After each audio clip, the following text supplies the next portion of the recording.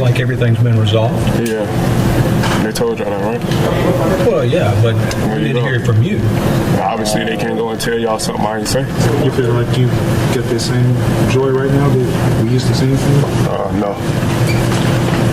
Why not? What can be done to get it back? We'll see. The Ja Morant situation just went from bad to worse. People thought trading Ja was unthinkable, even after his wild press conference. But now, a trade looks more likely than ever. Recently, Ja was suspended by the Memphis Grizzlies for conduct detrimental to the team. Translation: he quit on his teammates mid-game, got called out by his coach, and then threw a tantrum in front of reporters. That reaction you can almost understand. He just clashed with his coach. Emotions were high. Words slipped out. But 2 full days later, after plenty of time to cool off, Ja made things even worse. At the center of all this chaos is new head coach Tumas Elo, the man who confronted Ja face-to-face, the coach behind the conflict.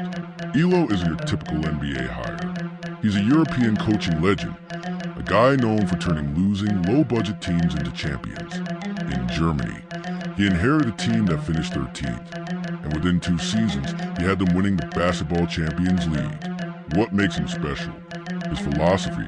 X's and O's are fine, but the real secret to coaching is managing people.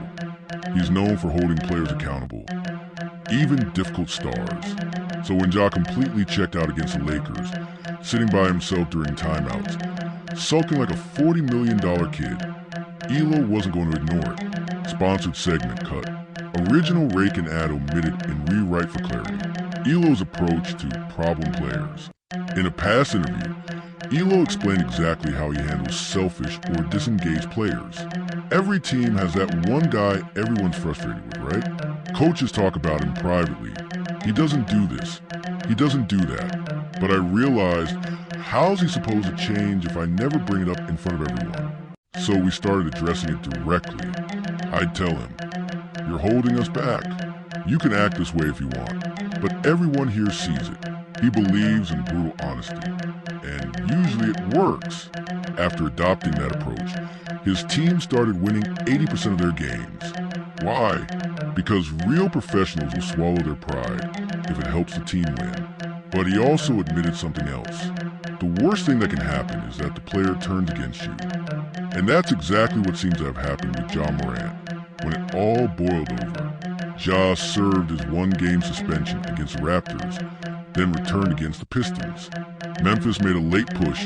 Jaren Jackson Jr. scored an and one to cut it to 3. But Detroit went right at Ja defensively. Cade Cunningham bullied him for a bucket.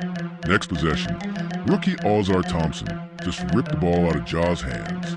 2 straight plays, both involving Ja, cost the Grizzlies a game. Then came the post-game interview, and the comments that stunned everyone. Reporter: "Do you feel like everything's been resolved?" Ja: "Yeah, they told you all that, right?" Reporter: "They did, but we haven't heard from you." Ja: "Obviously they can't tell you all something I didn't say." Reporter: "Do you still have the same joy you used to?" Ja: "No." Reporter: "Why not? What can be done to get it back?" Ja: "We'll see." That "we'll see" sounded a lot like Jimmy Butler back in Miami, when he said his joy was gone. Days later, he was traded. Why is Ja so angry? It's confusing, right? Just recently, Ja dropped 28-8-7 with a game winner over Phoenix. So what's the real issue? It comes down to Elo's rotation philosophy. In the past, Ja played full first and third quarters, then rested at the start of the second and fourth. The typical star player pattern.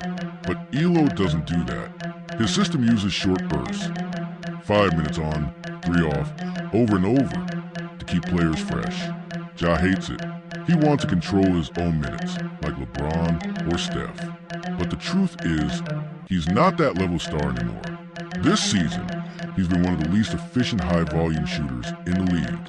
3 PT%, 14% 5 for 36, as many air balls as makes.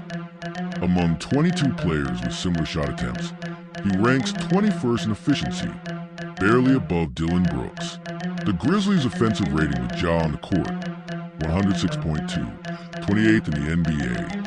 With him off the floor, 113.7. So yeah, the numbers don't lie. The team is actually better when Ja sits.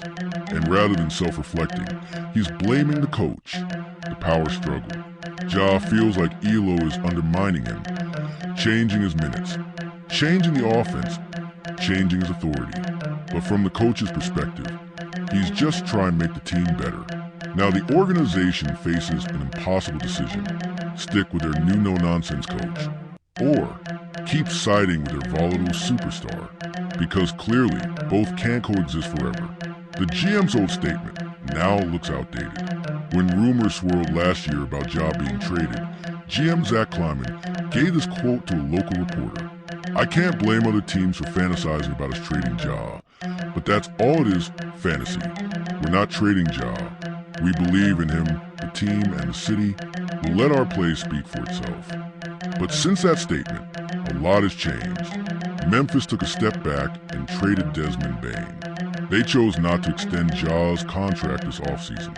His relationship with the new coach has completely imploded. For a small market franchise like Memphis, Ja's stardom has always meant more than just basketball. He sells tickets, shoes, and hope. But if his popularity fades alongside his performance, how long will the front office keep protecting him out of nostalgia? What happens now?